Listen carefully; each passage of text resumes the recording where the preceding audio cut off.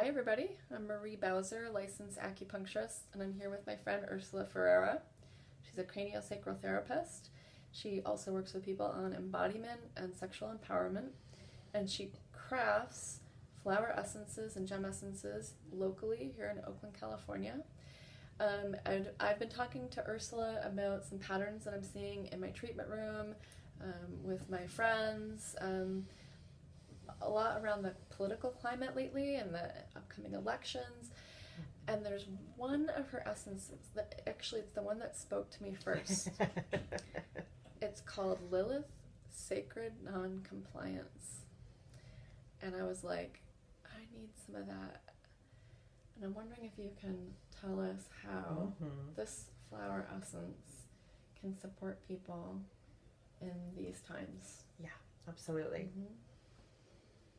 So here's Lilith. And yes, that is a pomegranate with a yoni and a snake. So I have a crush on Lilith.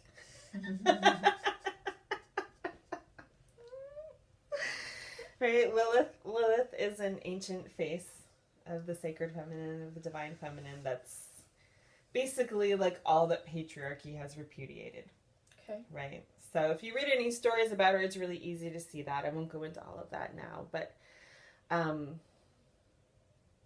she embodies all that we've been told is shameful, is dangerous, is sinful, is wrong, with not just being a woman, but anything that is the feminine, like the deep, wild feminine. So that's for any gender, right? Just to be clear, when I'm talking about the feminine, it is not only women, it is all people have the feminine, and it is needed by all people, just like all people need and have the masculine. And that patriarchy is not healthy masculinity. So, and so, let's see. So Lilith is about standing so deeply in our truth that we cannot be moved off of it. And in a way that is deeply grounded in the earth, that is deeply grounded in our pelvis. So it's integrating our creative and sexual energies.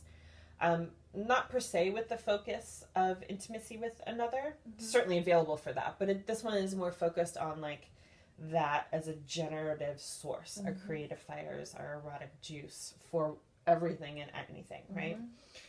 And I knew she was coming in. The way the essences get made is like there was the energies are whispering in my ear, and as I was paying attention to kind of like when was the time?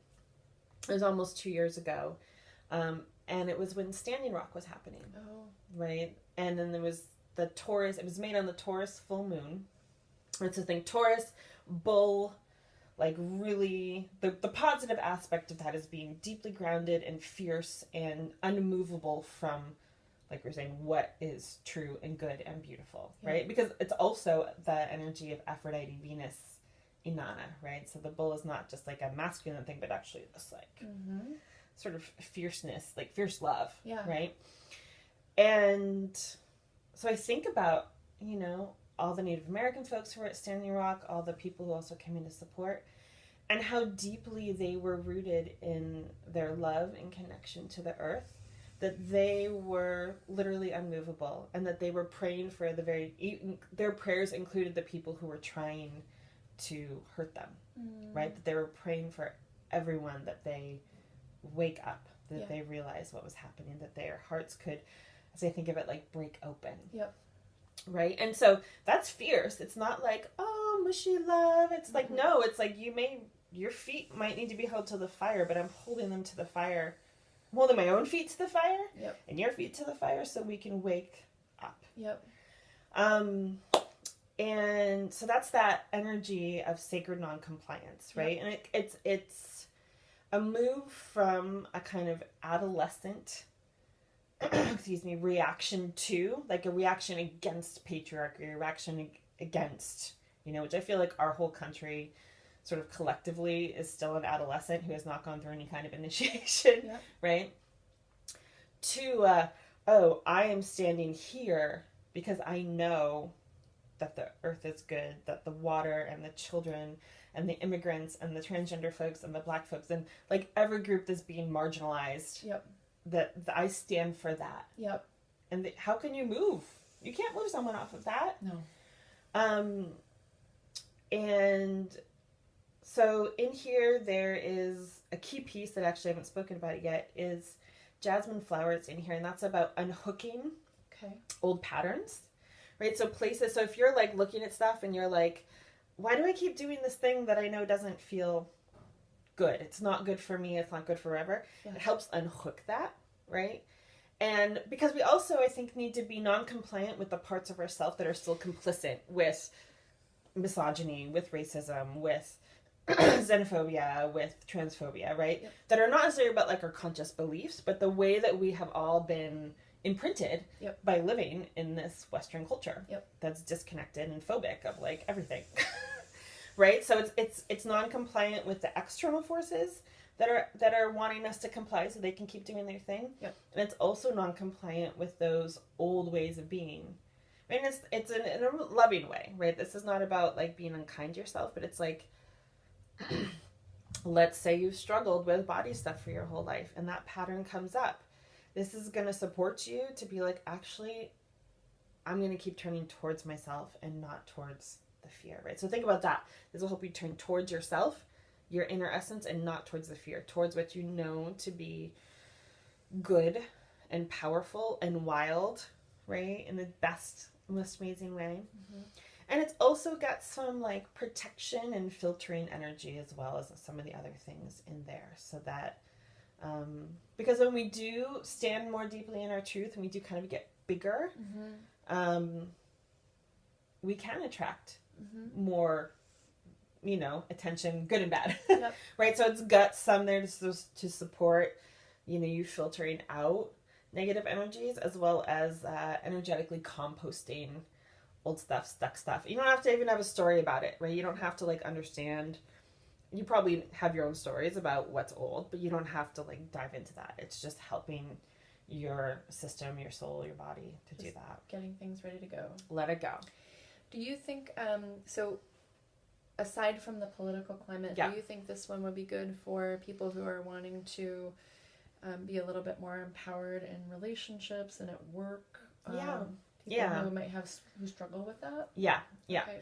So, and when we were talking about before the loving boundaries one, I mentioned being self-referencing. Yes. So this is another one. This one has more, I would say it's like the dial is shifted a little bit. So it's that self-referencing, or what I call like sovereignty, with a focus on bodily sovereignty and sexual sovereignty. Mm-hmm. Because if we don't actually feel that in ourselves, if it's an idea, but it's actually not alive in us, then we're kind of like wobbly. Maybe we'll like go too far out or go like this, Yep.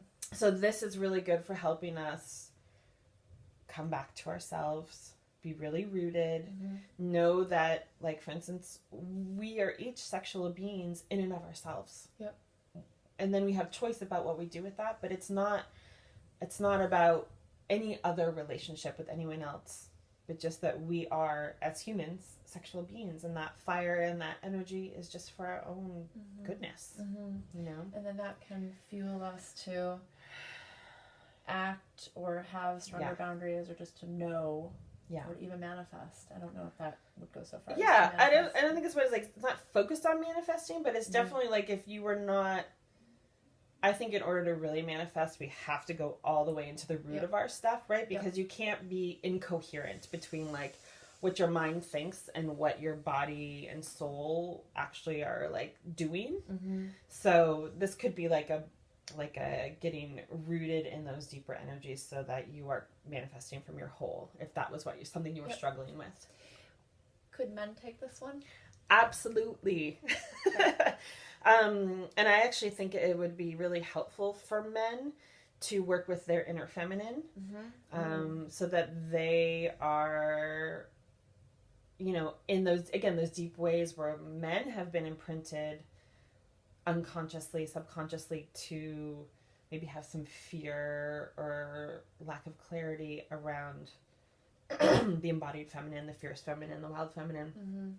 It would help heal that for them. Nice. Yeah. Great. Mm-hmm. Thank you, Ursula. You're so welcome. So if people want to get some Lilith in their life, Yep. How do they do that? So you can go to apothecaryforthesoul.com. It's apothecaryforthesoul.com, and all my elixirs are up there. And you're also always welcome to message me. There's a way you can contact me there and or schedule an apothecary consult with me, and I can do that from anywhere because it's over Zoom. Thank you so much for being here with me today and talking about these essences.